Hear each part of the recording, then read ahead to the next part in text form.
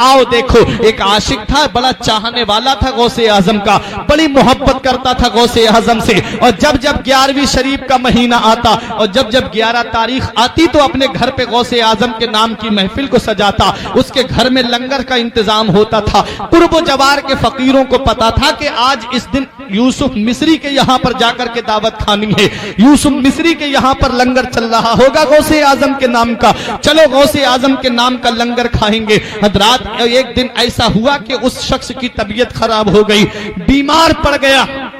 तमाम डॉक्टरों को घर वालों ने दिखा दिया, तमाम तबीबों को घर वालों ने दिखा दिया, लेकिन उसकी तबीयत में कोई सुधार पैदा नहीं हुआ। एक तबीब ने कहा अब इनको घर ले जाइए, अब इन्हें जो भी चीज मांगे इन्हें खिलाइए, अब ये ज्यादा दिन के मेहमान नहीं हैं। घर वाले उसको घर लेकर के आए, आंखों में आंसू थे औलाद की कि बाप का साया सर से उठने वाला है।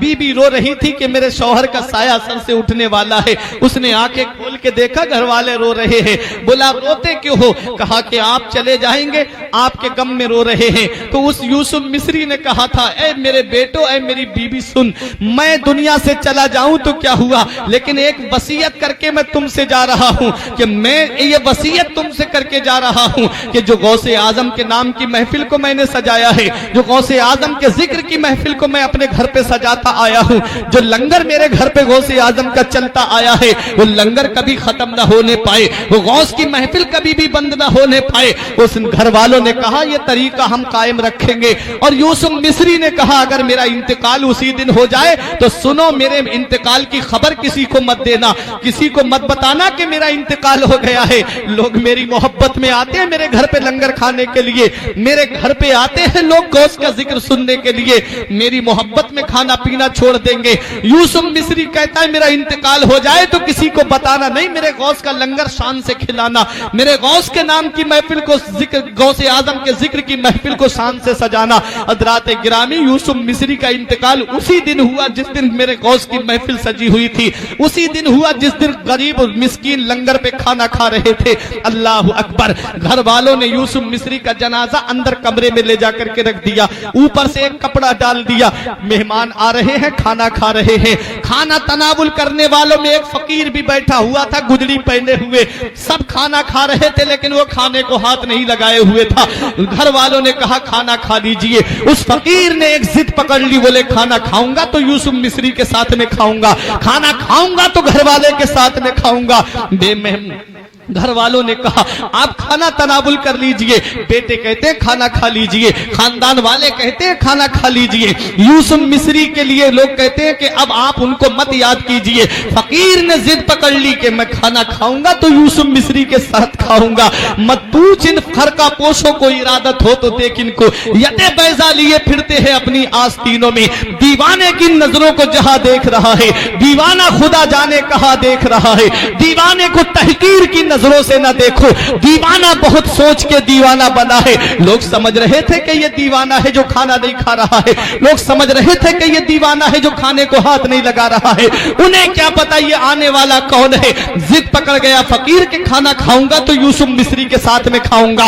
लोगों ने देखा कि और लोग भी इसकी वजह से डिस्टर्ब हो रहे हैं, इसलिए एक बेटा हाथ पकड़ करके घर के अंदर लेकर के गया और फकीर से कहता है आप जो है जिस यूसुफ मिस्री की मोहब्बत में यहाँ पर आए हैं वो अब इस दुनिया में नहीं रहे। बेटे ने आंखों से आंसू पोंछ के कहा कि अब हमारे बाप इस दुनिया में नहीं रहे। फकीर से कहा अब तो खाना खा लीजिए। फकीर ने कहा खाना खाऊंगा तो उसी के साथ में खाऊंगा, यूसुफ मिस्री के साथ में।